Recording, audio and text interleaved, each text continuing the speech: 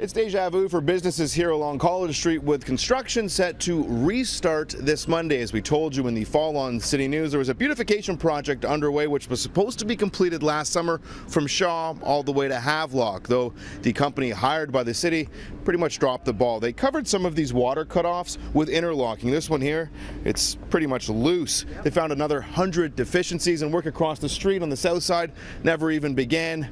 And the company hired by the city, well, they've been fired. We're going to suffer again, there's no doubt about it. It's the construction crisis on College. Absolutely, there was 2 or 3 businesses that left already, and it could happen again.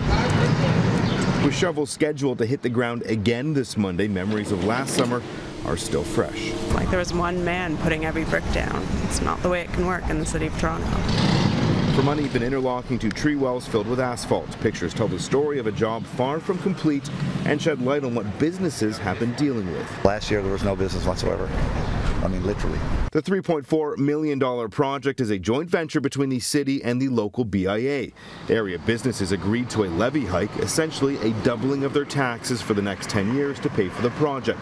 David Latham, the co-owner of the Brass Taps, says he's still trying to recoup the lost business from last year, and the tax increase is too much to swallow for a project delayed an entire year. So we're paying $1,000 a year extra taxes. At this point, I think we should be refunded or at least delayed. Something should be done. It's an idea the BIA says they're open to looking at, but for Councillor Mike Layton, it's a non-starter. Well, unfortunately, this work is being paid for by the levy that is collected by the BIA. The reality is the BIA undertook a very significant reconstruction effort. If enough people do want to freeze the levy for a year, we can broach the city again, but so far that hasn't happened. The majority of the work this summer will focus on the south side of College, and that is some area boutiques on the north side searching for a silver lining. I'm going to get traffic that hasn't been on this side of the street. You know, pedestrians have been always walking on the south side.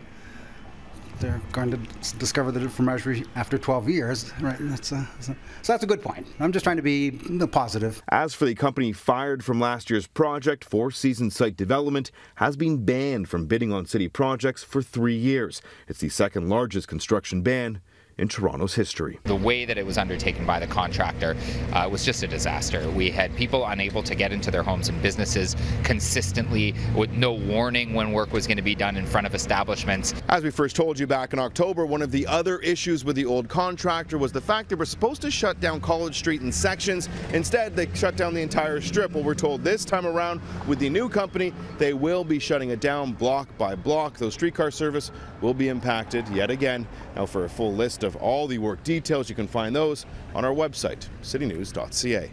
On College Street, Adrian Gabriel, City News.